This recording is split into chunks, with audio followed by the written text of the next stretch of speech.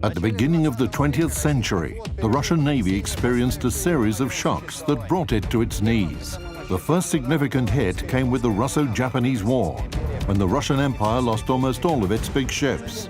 Then World War I, the Russian Revolution of 1917, and the bloody civil war that followed destroyed both the empire and its navy.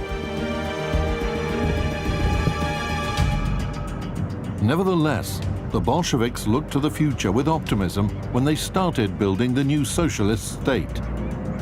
They saw a future in which the mightiest ships in the world, Soviet ships, would sail on the high seas, protecting the peace and prosperity of the Soviet Union.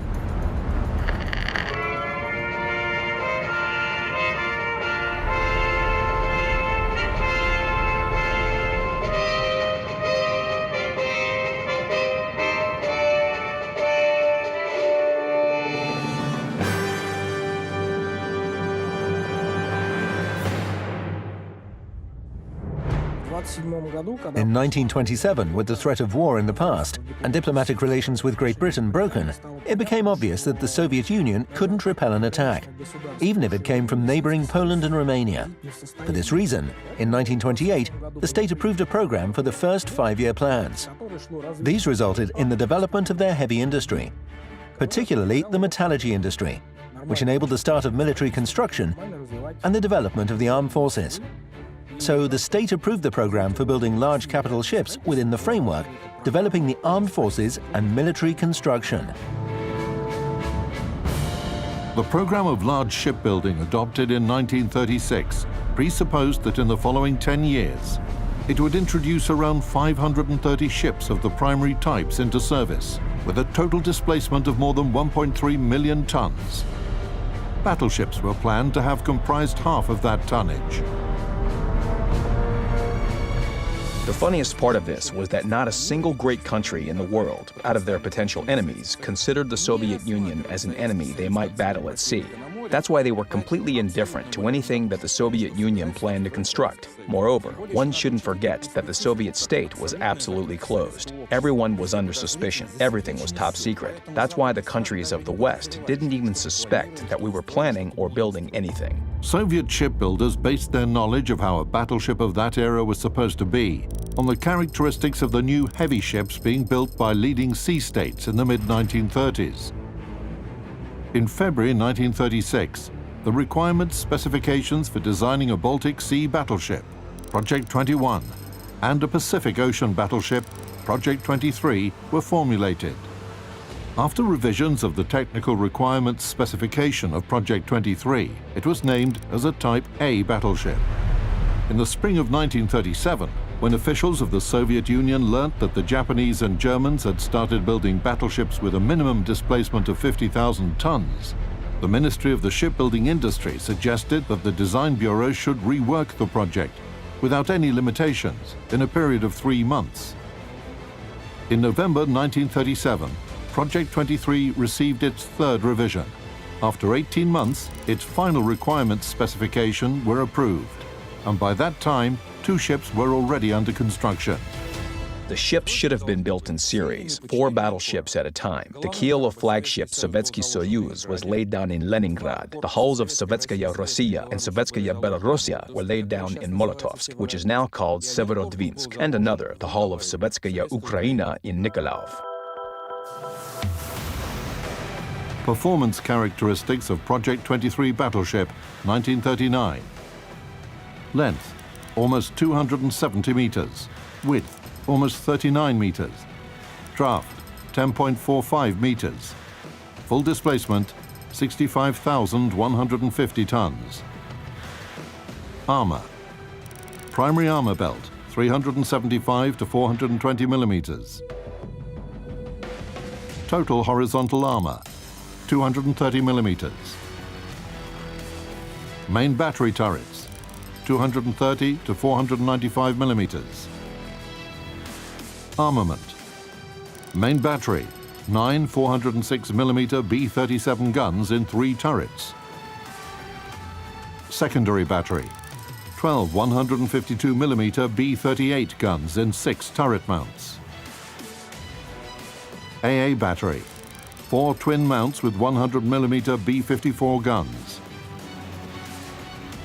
8 37mm quadruple 46K machine guns, aircraft armament, 4 Core 2 seaplanes, main propulsion plant, 6 water tube boilers and 3 main geared turbine units. Full power, 231,000 HP. Maximum speed, 28 knots. Travel distance, 7,200 miles at a speed of 14 knots. According to the shipbuilding program of 1938 to 1945, approved by the USSR Committee of Defense, the following number of ships were planned for introduction into service. 6 battleships for the Pacific Ocean Fleet, 4 for the Baltic Sea Fleet, 3 for the Black Sea Fleet, and 2 for the Northern Fleet. What does it mean to build 15 battleships? Can you imagine the required industrial base? These battleships required special factories to produce their ammunition, artillery mounts, machinery, and so on. The entire economy of the country was geared towards this.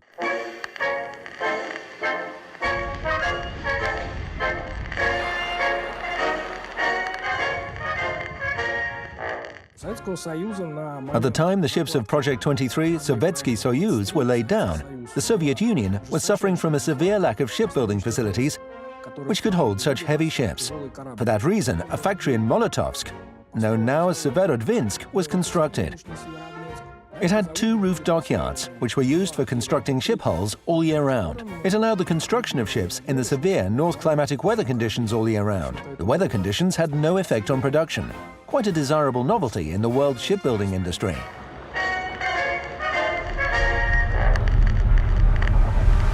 The difficulties that Soviet industry had to face during the construction of these ships were unprecedented.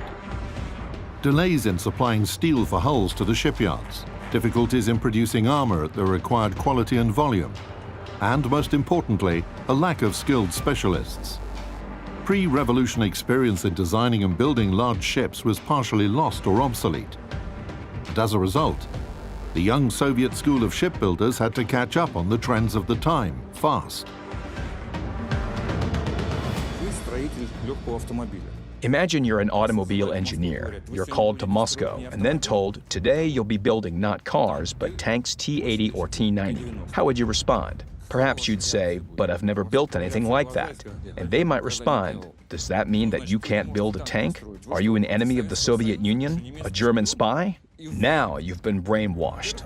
It's neither bad nor good. It's just a fact. Plus, you're a member of the Communist Party. You're a patriot, and you almost certainly don't want to be executed by firing squad. All of those things in combination forced people to work, study, and learn new things. This is the phenomenon of Soviet engineers of the 1930s, 40s, and even 50s. They were working 12 to 16 hours a day.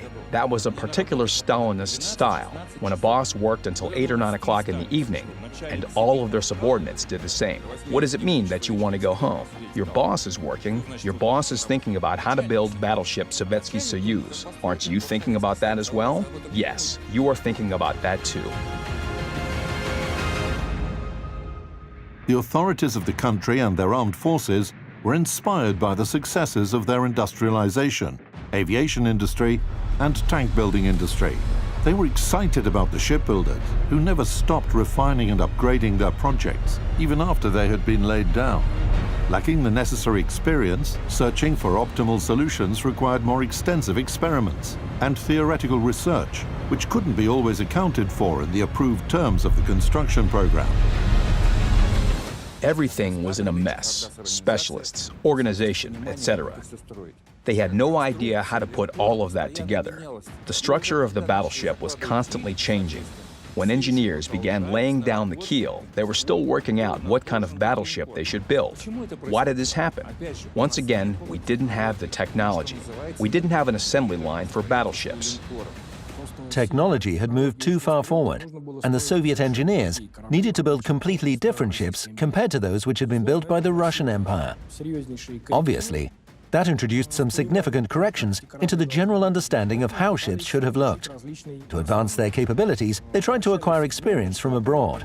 So the Soviets contacted the United States, France, Germany, and Italy. You should understand that it was the 20th century, and no country could build anything in total isolation and without help of other countries. First of all, they needed to research the battleships of foreign countries, starting with their potential enemies, caliber, speed, armor. The funny part was that all of this data was available in open sources.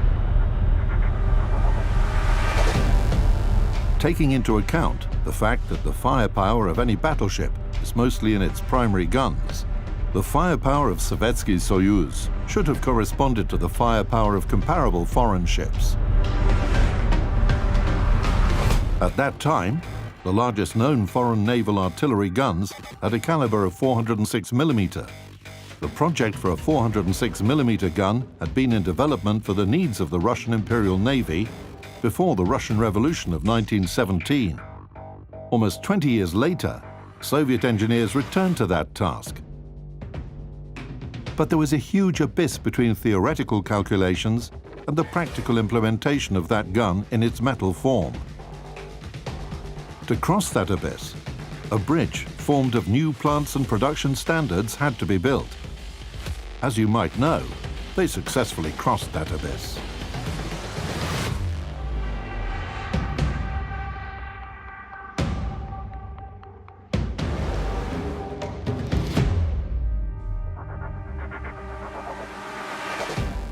In 1940, the MP-10 test mount was installed at the Naval Artillery Test Range in Leningrad for testing gun B-37. By simply looking at that mount, one could easily imagine how enormous a battleship turret with 3 such guns would have been. The most outstanding part of the gun was its barrel, which weighed more than 137 tons without its housing.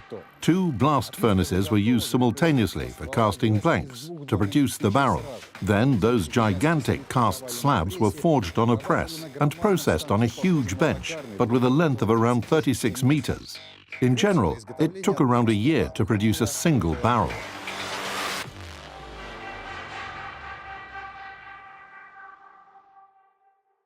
In terms of being a ballistic solution, the B-37 gun is one of the best in the world. It's inferior only to the 460mm gun of Yamato gun, but the latter has a larger caliber. And the US-made Mk7 gun, with its heavy 1,225kg shells, is better than the Soviet gun in a number of characteristics. Basically, it's the 3rd best gun in the world. Neither the Englishmen, nor the French, nor the Italians had a similar gun. Even the Germans didn't have anything like it. Performance characteristics of gun B-37. Caliber 406mm. Gun length 20 meters. Barrel and breech block mass almost 137 tons. Maximum firing range 45.6 kilometers. Initial shell velocity 830 meters per second. Firing rate 2 shots per minute. On June 22, 1941, the Soviet Union stood as the world's largest industrial power. They had a colossal number of planes, tanks, and money for due to that.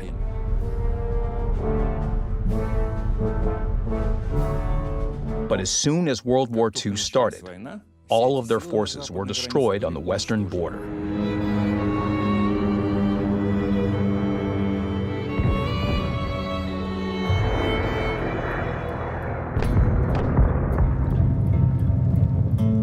Leningrad was under siege. Nikolaev was captured, and a pretty significant amount of industrial power was lost with the Mariupol armor plant.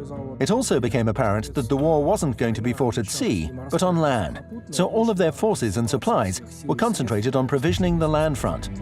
Thus, the battleship construction program was halted.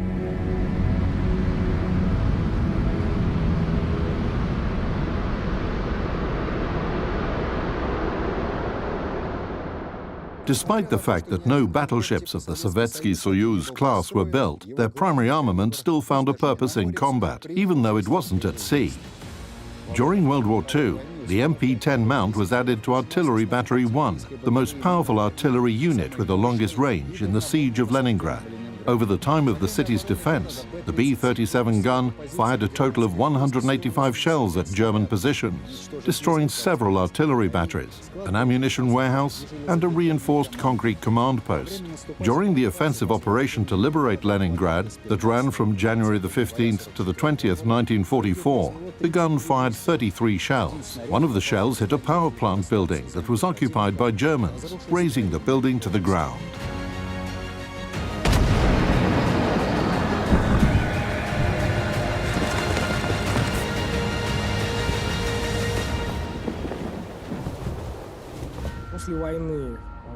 After the war, the Soviet authorities considered finalizing the construction of Sovietsky Soyuz's hull, but came to the realization that the ship didn't correspond to the post-war reality, primarily because of its AA defenses, but also because of its secondary armament.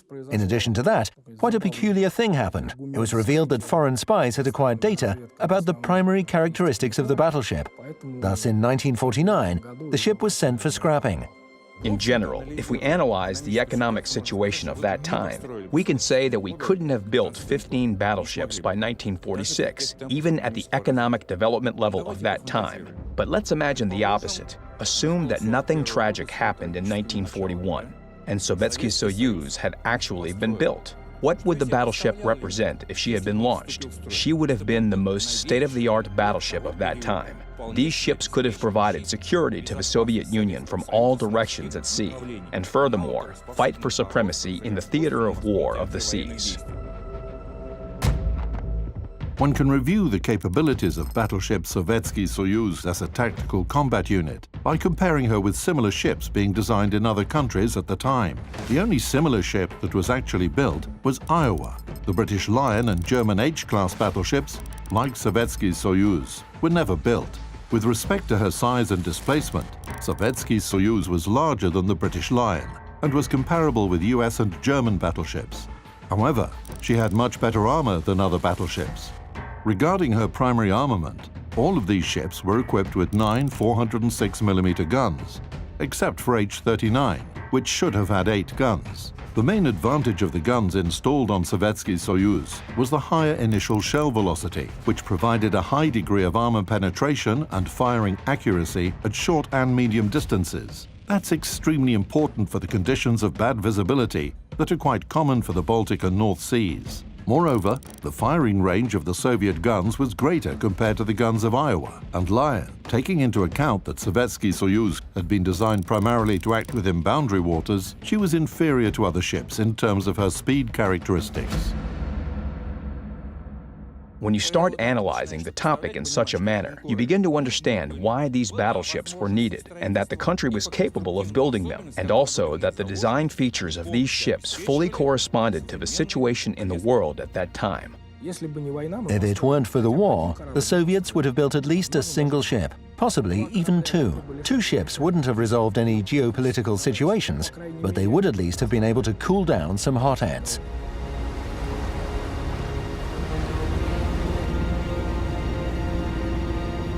Even though they were never built, the Sovietsky Soyuz-class battleships greatly influenced the entire scientific, technical, and production base of the USSR industry. Brand new metallurgical industrial sectors appeared, as well as shipyards, and cities were founded in the fields from the resulting infrastructure.